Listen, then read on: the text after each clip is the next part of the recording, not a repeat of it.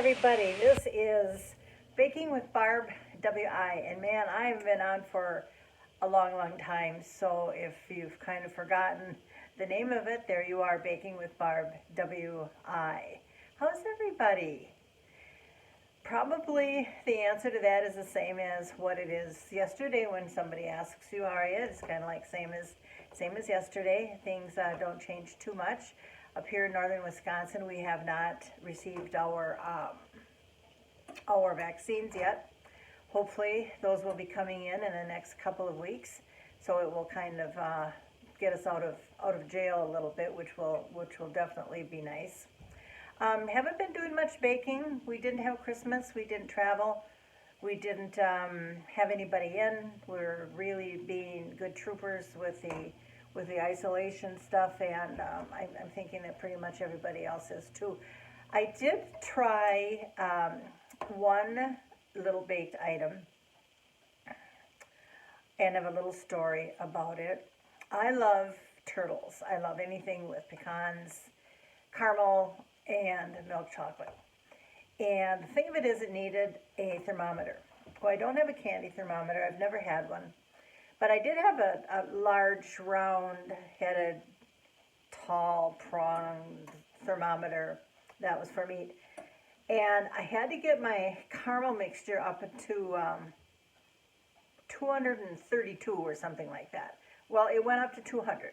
So I'm thinking, why don't I just keep it in a few seconds, whatever, longer, and kind of guess when it's about to 230. And everything looked good.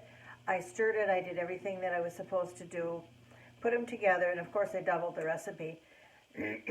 One thing that I did do, it called for milk chocolate, which I love. It has to be milk chocolate. But I did have a few semi-sweet chocolate chips, and I will not do that again. They're just simply too bitter. You have to go all milk chocolate, or just don't waste your time doing it. So I'm standing here at my new stove, stirring the caramel mixture, which it said to do constantly, stir, stir, stir, stir, and then holding that big thermometer with this hand all the time, looking at the temperature of it. So of course, what do I do? But I drop the thermometer into the caramel mixture, not on purpose, I might add. But that was quite distressing. So I dished it out, just kind of wiped it out, stuck it back in there, and it was past the 200. So I shut it off thinking, okay, this is fine.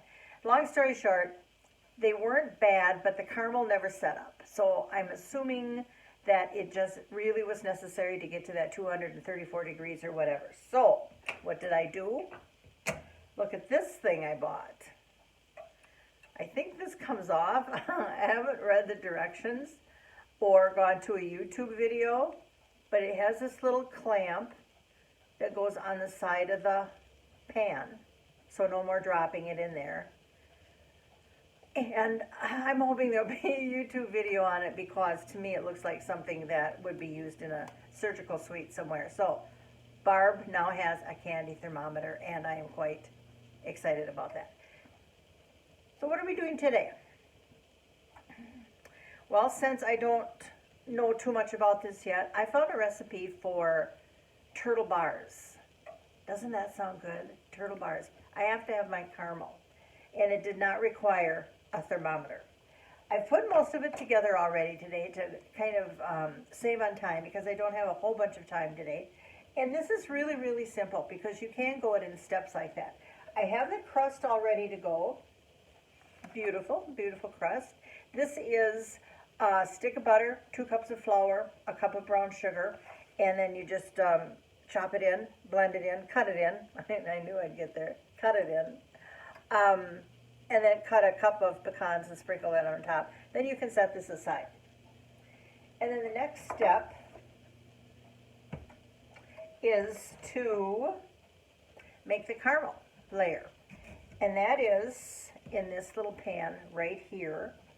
Not a whole lot that you can see just yet.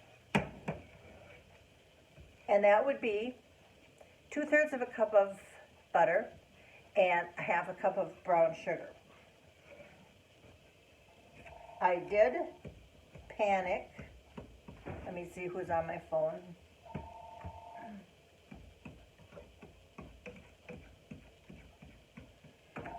Somebody checking my car warranty, I'm sure.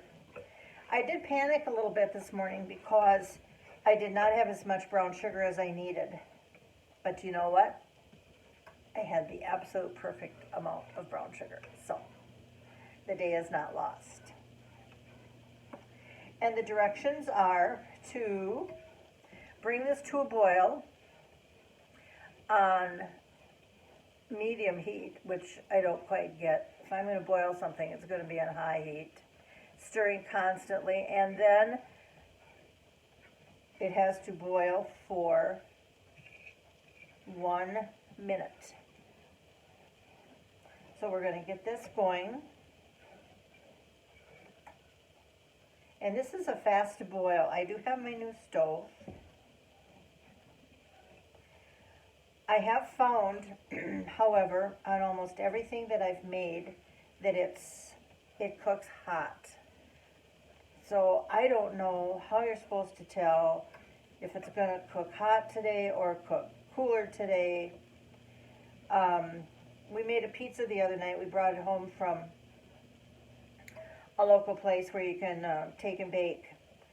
And she said, the owner said to bake it at 425. Actually, she said 450, which I thought was a little ridiculous. So I put it at 425.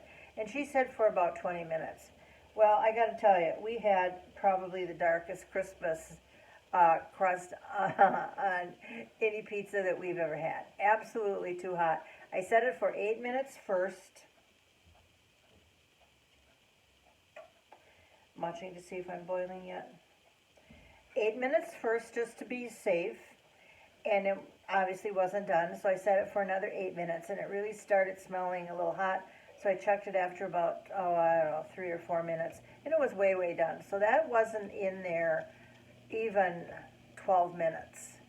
And I did talk to some other folks who had gotten a new stove too, and they said that it cooked way, way, way, way too hot.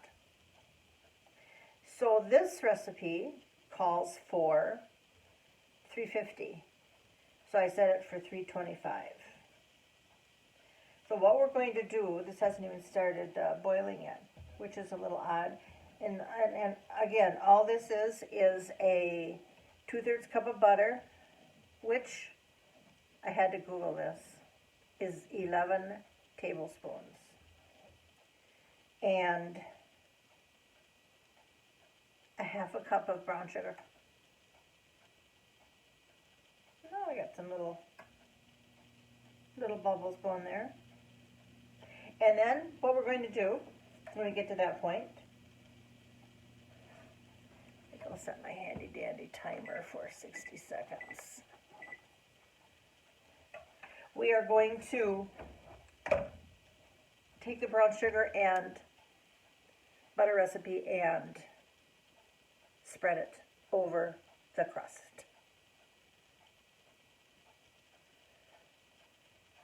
Drizzle. We have to drizzle over the crust. And then put it in the oven for 20 minutes at 350. So, herein lies the dilemma. It says 350 for 20 minutes. I just said how hot my stove goes. So, whoops, it said stir constantly. I better get stirring. I've set the oven for 325, and instead of 20 minutes, I'm going to set it for, I don't know, 15. And then immediately, that's a fast minute. Immediately after you take it out of the oven, you sprinkle a cup of milk chocolate chips on it. Allow them to stand for about 5 minutes or so, and then spread them. Spread them out. That's it. I just thought that was so simple, and it had all the ingredients in that I like. So let's see how this drizzles. Oh, by the way, this little special spatula, I give these out for my business. They're really, really great. They're plastic. If anybody would like one, tell me, and I'll send you one. I don't want to get that too close to that burner. So let's put it over here. So here comes the drizzling part.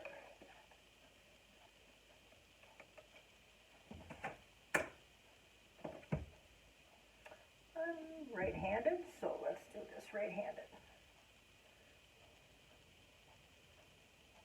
Oh, yum. Oh, yum. That's all I have to say about this is, oh, yum. It's thin, but not so thin that it's, you know, spreading all over. And I know this is kind of Christmassy, but we didn't really have a Christmas. And I wasn't in the mood at the time to do it anyway. So I'm just kind of glad actually that I'm in the mood to do something other than work and wait for the stupid vaccine to become available to us. And I find, honestly, I'm already looking forward to next Christmas. It's kind of hard having a family and scattered all over the creation and not be able to see anybody, and especially when you have a granddaughter who's going to make you a great grandma by the end of March. So that is rather sweet, but it was difficult not seeing them. Alrighty, we are finished drizzling. Take a look at this. Isn't that pretty? So here we go. It says 20 minutes at 350, but I'm doing 325 for 15. Center rack. How will I know it's done? I don't know how I'll know it's done. But I'll let you know I have my cup of milk chocolate chips all ready to put on 5 minutes after I take it off. So we'll let this cook. We'll let this bake. It'll make the house smell good. And I have my handy dandy remote here that usually takes 3 times to shut me off. Not shut me off, well, both. And so I will come back and show you what I have. Bye. I am back with some mighty fine looking turtle bars. Took them out and let the chocolate chip sit for about 4 minutes. Where's this end? Here we go. I'll start spreading them a little bit up here where you can see. Then I will lift it up. When the timer went off at 15, I set it for about 2 more. And I think that that was perfect. You do need more than 1 cup of chocolate chips. I think I probably put on a cup and a half, no more than 2, not the whole bag. You don't need that.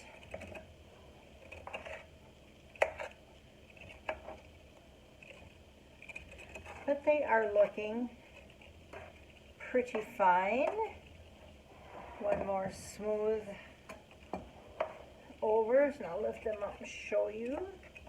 There's one spot where the crust didn't seem to be done enough, but I didn't let it fool me. I took it out. I didn't want to wait.